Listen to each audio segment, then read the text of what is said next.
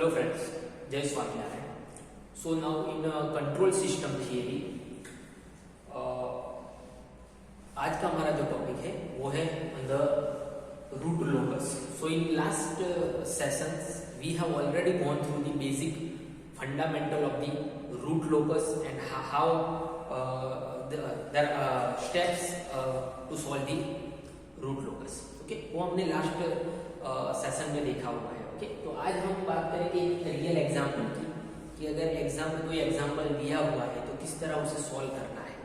Okay, और किस तरह ग्राफ बनाना है, हाउ लोकेट किस तरह करना है. ओके, स्टेप हमने लास्ट सेशन में डिफाइन कर दिए थे. ओके, तो वही स्टेप यूज करके हम ये एग्जांपल सॉल्व करेंगे.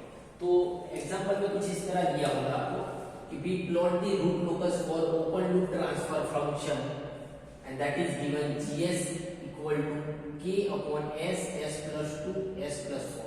Okay, so if open loop transfer function is that means this is gs and into hs we can say because hs equal to क्या हो जाएगा 1 हो जाएगा. क्या हो जाएगा 1 हो जाएगा. अगर कोई unity sometimes it's given that unity feedback is there, अगर नहीं दिया है then it's okay, you have to consider that gs into hs equal to this. Okay, otherwise unity feedback दिया होगा. Okay, so जो स्टेप है वही फॉलो करेंगे हम. सो पहला स्टेप क्या है हमारा, obtain the number of location.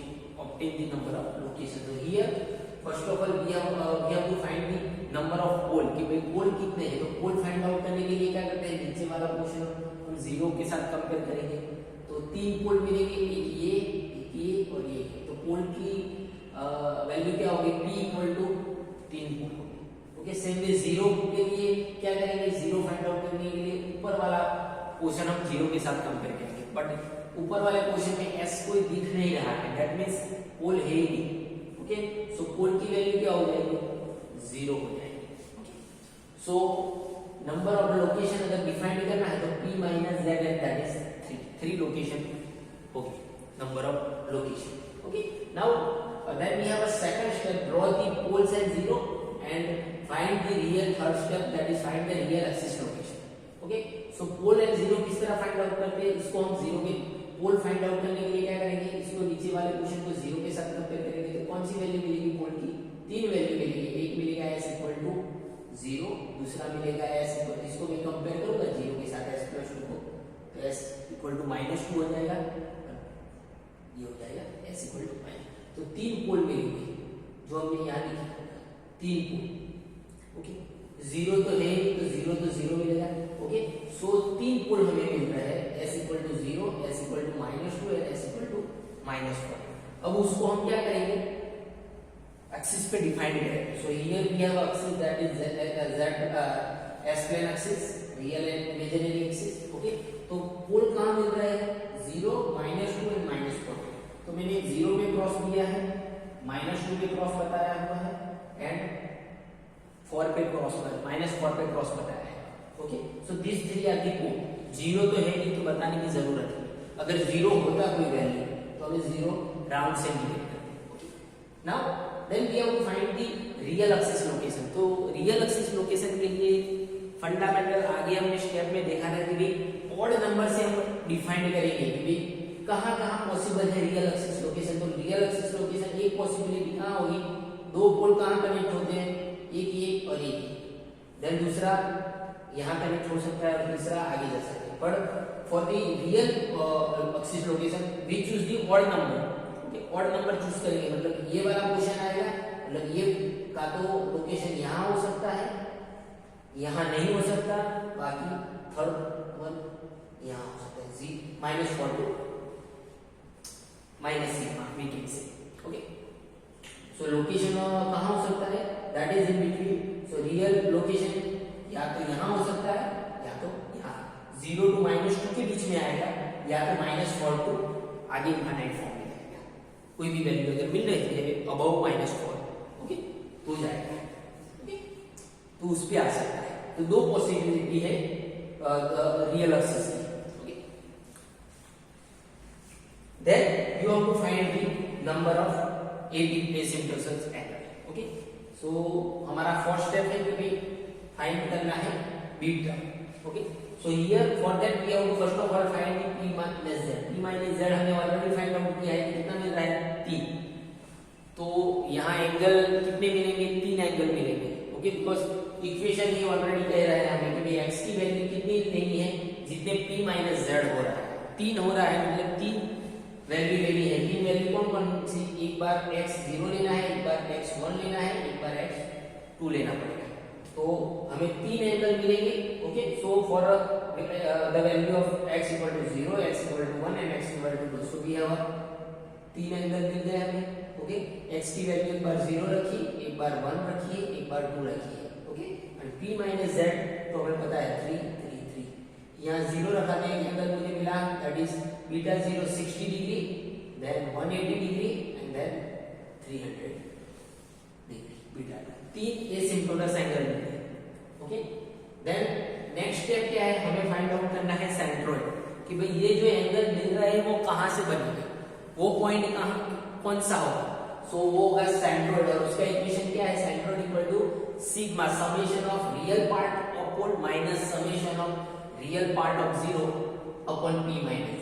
तो रियल पार्ट ऑफ पोल कौन कौन से है, 0 -2 -4, तो 0 प्लस -2 प्लस -4 समेशन करना है तीनों का।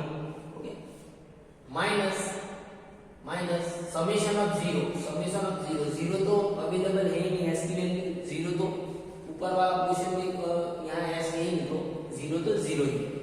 ओके, तो 0 अपॉन 3, तो इसका आंसर क्या मिलेगा, सिग्मा c दैट इज -2। तो -2 पॉइंट्स, मतलब ये पॉइंट से सारे एंगल डिफाइंड हो गए। कौन कौन से, 60 डिग्री, मतलब 60 अगर यहाँ से डिफाइन करो तो एक लाइन यहाँ जाएगी दैट इज 60 डिग्री, दूसरी लाइन क्या है 180, तो एक लाइन यहाँ से सीधी जाएगी बिकॉज ये एंगल होगा आपका 180 डिग्री, एंड तीसरा है 300, तो यहाँ से स्टार्ट करो 300 कुछ यहाँ इस तरह जाएगा, तो ये आपको मिलेगा 300। ओके, तो ये डॉटेड लाइन जो दिखाई हुई है that will be your asymptotes angle. Okay, so I think now you are clear with this. Okay, now then next step is you have to find the break away point, कि जहां पोल match होते हैं और उसके बाद direction change होती है, तो वो पॉइंट कौन सा है। तो वो पॉइंट फाइंड आउट करने के लिए हम क्या करते हैं, पहले इक्वेशन को कैरेक्टराइज्ड इक्वेशन में कन्वर्ट करेंगे, then we use root theorem. Okay, so characterized equation क्या है, 1 plus gs into hs equal to 0। अब gs into hs क्या है, k अपॉन वही यही इक्वेशन है पूरा हमारा, k upon s s plus 2s plus 4, तो 1 plus k upon s s plus 2s plus 4। इसको अगर मैं सॉल्व करता हूँ, ये यहाँ जाएगा।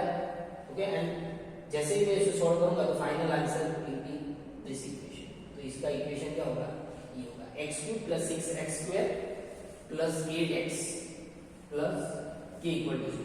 अब इसमें हम क्या करते हैं, पहले हम k की वैल्यू फाइंड आउट करते हैं, तो इक्वेशन को k फॉर्म में लाएंगे, रूट है आगे आएगा। ओके, इसमें नहीं, k की वैल्यू फाइंड आउट करेंगे, k इक्वल टू ये हो जाएगा इक्वेशन। फिर क्या करना है, dk upon ds equal to 0 करना है। ये स्टेप हमने आगे लिखा है कि break away point find out करने के लिए स्टेप कौन से, पहले कैरेक्टराइज्ड इक्वेशन में इक्वेशन को लाओ, फिर उसको k फॉर्म में कन्वर्ट करो, तो ये k फॉर्म में कन्वर्ट हो गया, then dk upon ds equal to 0 define करो, तो dk upon ds equal to 0, तो इसका डेरिवेशन क्या होगा, 3 आगे आ जाएगा, सो माइनस 3x स्क्वायर, यहाँ आ जाएगा 12s प्लस 8 हो जाएगा, and that is equal to 0। So that is equal to 0। So from this equation, इसमें से मैंने कॉमन निकाल दिया है, 3 कॉमन निकाला हुआ है, तो अगर 3 कॉमन हो जाएगा तो ये इक्वेशन मुझे मिलेगा। अब इसमें s की वैल्यू फाइंड आउट करने के लिए मैं ये इक्वेशन यूज करूंगा, तो मुझे s की 2 वैल्यू मिलेगी, तो पावर दिया 2 पावर, इसलिए 2 वैल्यू मिलेगी। एक वैल्यू मिलेगी -0.846 और दूसरी मिलेगी -3.15। ओके, तो इन दोनों में से वो पॉइंट कौन सा है जहां से ब्रेक हो रहा है, तो ब्रेक पॉइंट कहाँ होगा, या तो यहाँ होगा या तो यहाँ होगा। तो देख लीजिए कि भाई -3.15 कहाँ आ रहा है, तो ये इन दोनों के बीच में आ रहा है, तो वहां तो पॉसिबिलिटी है नहीं, वो तो हमने डिफाइन कर दिया है कि भाई रियल एक्सिस या तो यहाँ आएगा या तो यहाँ आएगा। और दूसरा पॉइंट क्या है, -0.846, तो हाँ 846, तो हाँ ये पॉसिबल है। तो so finally we can say so the root locus is present between 0 to -2 and that point is -0.846, that is our break point.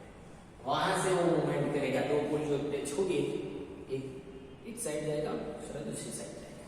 Okay, अब वो आगे कहां तक जाएगा, आगे यहाँ कोई पॉइंट को टच कर रहा है, वो अब फाइंड आउट करेंगे। That is last, that is the intersection of imaginary axis. उसके पहले एक स्टेप था कि नंबर हमें फाइंड आउट करना है। ये नंबर ऑफ 7 स्टेप हम यूज करते हैं जब कॉम्प्लेक्स सिस्टम हो तभी, जे वाली फॉर्म हो तो, पर यहाँ वो इक्वेशन हम देख ही नहीं सकते, यहाँ नहीं बताया हुआ है, वो सिस्टम है ही नहीं, तो दैट्स व्हाई हम वो स्टेप यूज ही नहीं करेंगे, वो स्टेप निकल जाएगा। अगर इक्वेशन में जे यहाँ कुछ इस तरह होता, s प्लस 2j या s प्लस 4j ऐसा कुछ होता, तो ही हमें ये यूज करना था 7th स्टेप, बट है नहीं, तो ये स्टेप यूज करना ही नहीं। We have to move on next step, that is the intersection of imaginary axis. कि भाई ये पॉइंट जो हमें मिल रहा है इंटरसेक्शन, यहाँ कुछ हो रहा है पॉइंट, वो आगे यहाँ टच हो रहा है, तो सीधे ही जा रहा है। ओके, सो फॉर दैट क्या करेंगे, हम कैरेक्टरिस्टिक इक्वेशन में कन्वर्ट करेंगे, जो हमने आगे भी किया था वही इक्वेशन, फिर रूट थ्योरम फॉलो करेंगे।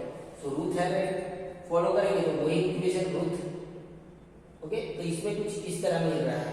ओके, 1 8 1 8 1 8, देन 6 k 6, इसको मैं इसके साथ मल्टीप्लाई, इसके साथ मल्टीप्लाई, डिवाइड बाय 6, वही लिखा है।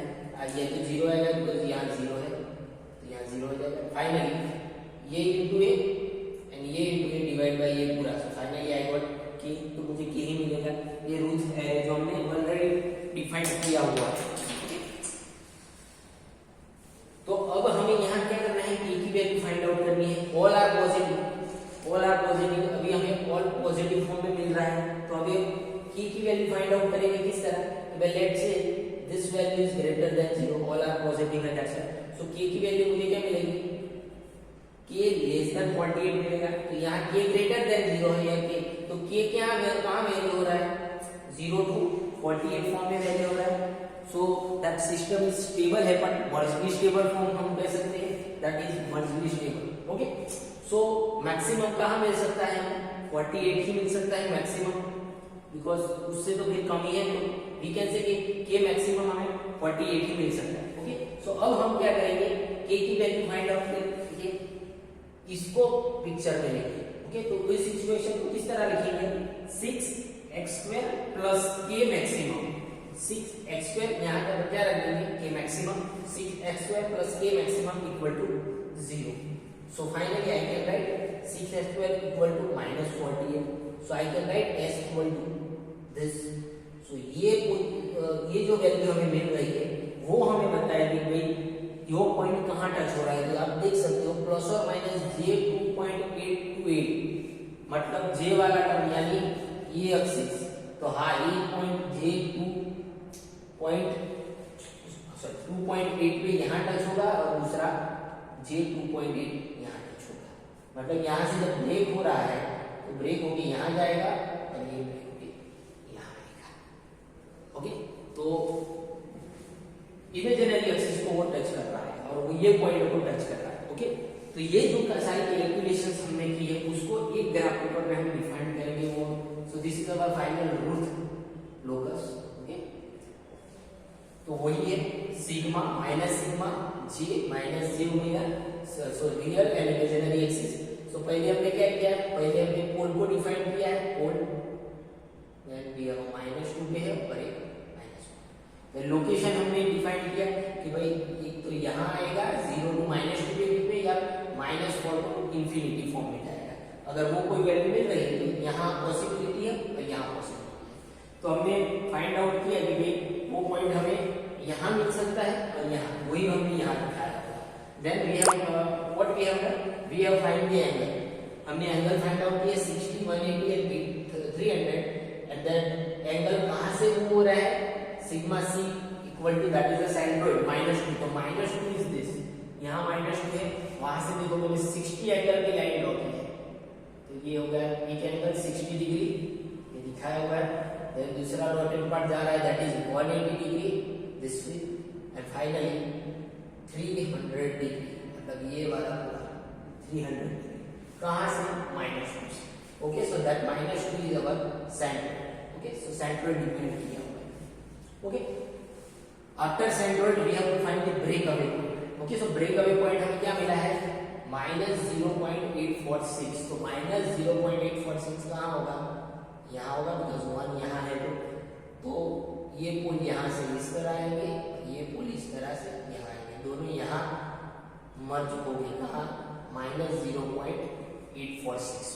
ओके, आफ्टर दैट ये कहाँ जाएंगे, तो for that we have find this equation. तो वो जा रहा है, कहाँ टच हो रहा है, J2.8 पे, प्लस J2.8 और माइनस J2.8। तो 2.8 we can say this is, तो एक यहाँ टच होगा और एक यहाँ टच होगा, मतलब यहाँ से वो होना स्टार्ट करेगा, एक इस तरह जाएगा और दूसरा तो ये पॉइंट हमारा ये नेगेटिव, ये पॉजिटिव और मैक्सिमम। ओके, सो ये हो गया आपका root locus for the given system. Okay, so इसमें हमें पता चल रहा है कि सिस्टम स्टेबल है, बट ये मूवमेंट पोल की हो रही है as we change the value of k। Okay, so I think now you have clear with the root locus. Okay, अगर कुछ डाउट है तो you can contact me for this. Okay, thank you very much.